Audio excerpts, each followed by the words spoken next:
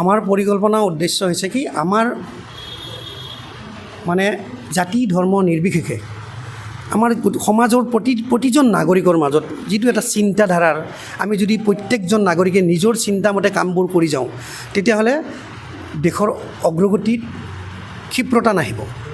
গতিকে আমি যদি নিজৰ যিবিলাক ইগ'ইষ্টিক যিটো ধাৰণা সেইবোৰক যদি পৰিহাৰ কৰি এটা সামগ্ৰিক যদি পৰিকল্পনাৰে যদি আমি কামবোৰ কৰি পেলাই আগুৱাই যাওঁ তেতিয়াহ'লে এখন ৰাজ্য হিচাপে বা দেশৰ সৰ্বভাৰতীয় এজন নাগৰিক হিচাপে দেশৰ অগ্ৰগতিত আমি বিভিন্ন ধৰণে সহযোগ আগবঢ়াব পাৰিম।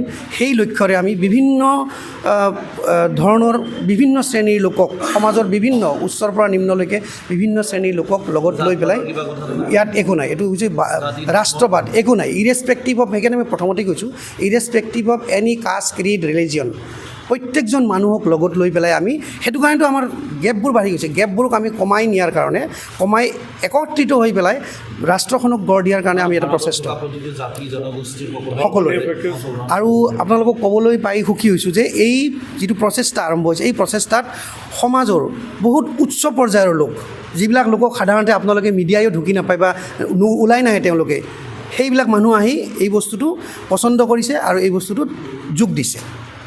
আপোনালোকে কেনেকৈ আগবাঢ়িব অসমত পৰা আৰম্ভ কৰিব নেকি? আমি এতিয়া পৰ্যায়ক্ৰমে এতিয়া যিহেতুকে মাত্ৰ দুমাহেই হৈছে তেনেই চালুকীয়া অৱস্থাত আছে, গতিকে ইতিমধ্যে 18খন ৰাজ্যত সক্ৰিয়ভাৱে ষ্টাৰ্ট হৈছে। আজি আপোনালোকক আমি ইনফৰ্ম কৰিলোঁ যিহেতুকে আপোনালোকক জনোৱাটো অত্যন্ত দৰকাৰ। গতিকে আমি নেক্সট পৰ্যায়ত আপোনালোকক আকৌ মাতি পেলাই আমি কি পৰ্যায়ত কাম কৰিম, পৰৱৰ্তী পৰ্যায়ত আমাৰ কামবোৰ কি ধৰণে আগবাঢ়িব সেই বিষয়ে আপোনালোকক আমি হয় হয়তো তাৰ আগতে আমি এই বছৰৰ শেষৰ ফালেও হয়তো আপোনালোকক আমি গোটেই সমগ্ৰ পৰিকল্পনাখিনি কৰি আপোনালোকক অৱগত কৰিম। Stay informed, stay ahead. News NE 365.